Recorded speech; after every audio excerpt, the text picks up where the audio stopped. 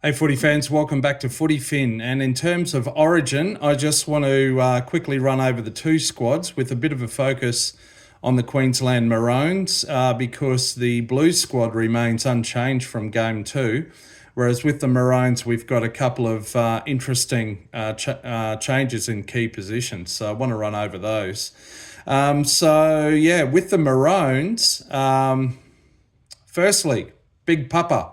Josh Papa Ali'i, who's been playing the house down with his club side, the Canberra Raiders, has been recalled. I believe this is his first Origin since 2022. He did formally announce his retirement from rep football in early 2023. So he's coming out of retirement and to start not on the bench, but at front row, at prop.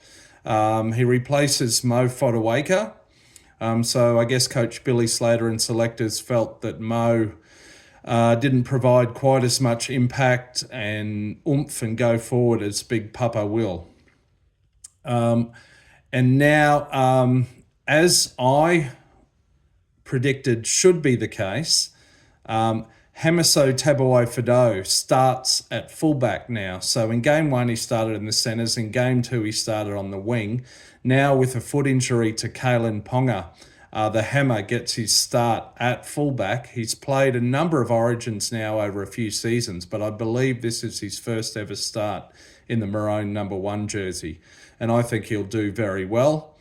And then, so as a result of that, the backline shuffles. Val Holmes goes back to the wing where he started Game 1. And into the centres comes debutant Gayamat Shibasaki. So this young man's got a bit of a story. He's currently playing with the Broncos and having a great season. When I say young, he's actually 27. So by NRL standards, he's kind of middle age, really. And he has been around the block a bit. He played with the Broncos back for a couple of seasons around about 2018. Then he kind of fell out of favour. He spent some time with the Cowboys. At one point, he even went back to the Queensland Cup and was playing for the Townsville Blackhawks. And that's sort of semi-professional, so he was also working. Now, the Blackhawks have a link with South Sydney, so he actually played one game for the Rabbitohs in 2024, but I believe only one NRL game in the whole season. He turned up for pre-season training with the Broncos and was deemed very unfit and told to get back and get into some personal fitness training of his own, which he's done. And fair play to him.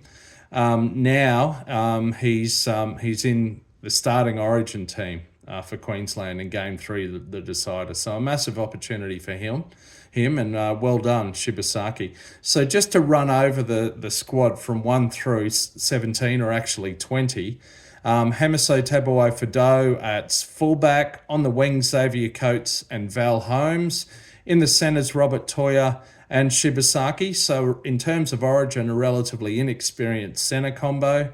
In the halves, Cameron Munster, who's captain, and Tom Dearden.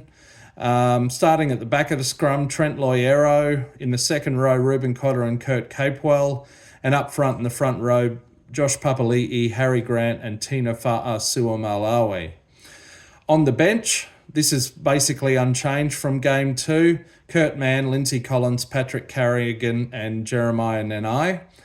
And then in the extended reserves, Reece Walsh, Josh Kerr and Jermaine Hopgood. A couple of very interesting changes there.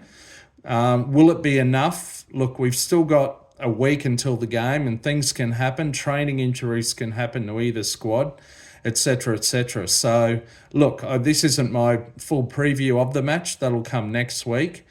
But overall, I do like these changes to the Queensland team in the circumstances. I think I got full confidence in Billy Slater and the selectors in terms of they're putting out the best 17 they can.